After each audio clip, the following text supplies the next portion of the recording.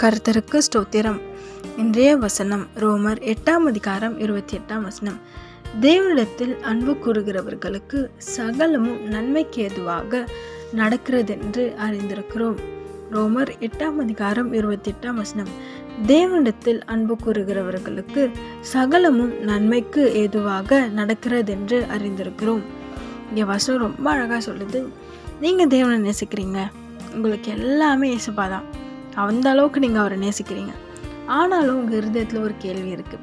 எனக்கு ஏன் இந்த பிரச்சனை, எனக்கு ஏன் இந்த பலவீனம், எனக்கு ஏன் இந்த பாடு, எனக்கு ஏன் இந்த உபத்திரவம்? ஒரு சின்ன உங்கள் மனசு ஓரத்தில் ஒரு கேள்வியோடு இருக்கிறீங்க. நான் எவ்வளோ நாள் தான் காத்திருக்கிறது? இன்னைக்கு தேவன் உங்களுக்கு சொல்கிறாரு, எல்லாமே நன்மைக்கு. ஆமென்.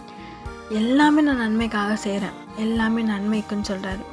நன்மைக்கு ஏதுவாக நடக்கிறது, எல்லாமே நன்மைக்காக நடக்குது. விசுவாசிக்கிறீங்களா? யோசேப்பு நம்ம எல்லாருக்குமே தெரியும். யோசேப்பு அடிமையாக எகிப்து தேசத்துக்கு அவங்க சகோதரங்களாக விற்கப்பட்டு அங்கே அடிமையாக போகிறார் யோசேப்பு. அங்கே போன இடத்துலையும் அவருக்கு உபத்திரமும் பாடு.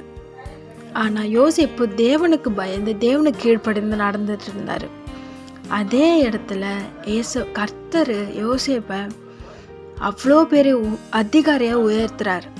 ஆமென். அவர் பட்ட பாடு கஷ்டம் எல்லாமே உண்மைதான். ஆனால் அவர் அதிகாரியாக கர்த்தர் உயர்த்தினார்.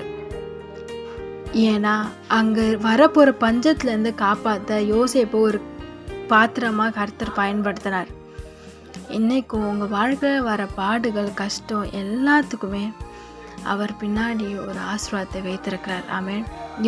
யோபோட வாழ்க்கையில அவ்வளோ உபத்திரம், ரெட்டிப்பான நன்மையை கர்த்தர் கொடுத்தார், உங்களுக்கும் தருவார். எல்லாமே நன்மைக்கு எதுவாக நடக்கிறது, பயப்படாதீங்க. அவர் எல்லாவற்றையும் உங்களுக்காக செய்து முடித்து உங்களை ஆசீர்வதிப்பார். ஆமென்.